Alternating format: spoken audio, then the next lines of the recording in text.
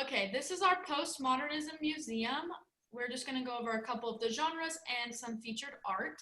So first we have pop art, and pop art is a rebellion against traditional art. It was heavily influenced by Dada. It uses a lot of mixed media and the popular things of the time. A bigger splash is by David Hockney. In the middle we have Radiant Baby by Keith Haring, and a lot of his works were used to try and raise awareness for AIDS, racism, and tolerance. It's a symbol of hope for the future generation and also a representation of how wonderful human existence is. And then on the right, we have Retroactive 1 by Robert Ruschenberg.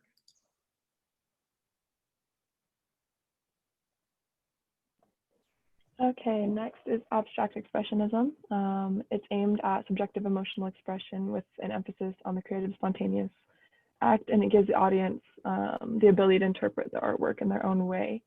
A major figure in the abstract expressionist movement is Jackson Pollock. He said that he wanted to express his feelings rather than illustrate them, and he demonstrates this with these two pieces right here, Lavender Mist and Convergence. Lavender Mist exemplifies gestural abstraction in which paint was poured or applied with extreme physicality to reflect the artist's inner mind. Pollock poured and flung house paint from his brushes and sticks while walking around his canvases. And he said that this was his way of being in his work, acting as a medium in the creative process. Lavender Mist is considered one of the most important works from the artist's classic period. And then next we have Convergence, and this reflects the crisis of the Cold War because it's an embodiment of free speech and freedom of expression. Our next section is photorealism. Photorealism focused on taking a photo and recreating it using different mediums and making it look as realistic as possible. One of these photorealists was Ralph Goings. And something that I love about photorealism is that you really get a glimpse into these artists' lives. Ralph was from California, and you can see that in this McDonald's pickup. In Ralph's diner, he also used lots of light and shadow to make that very realistic. And then our next artist is Richard Estes. He was from New York City, and he loved to paint pictures with reflections from either windows, as we see in Cafe Express, or from cars, as we see in the New York City parking lot. And these both made these pictures look very realistic.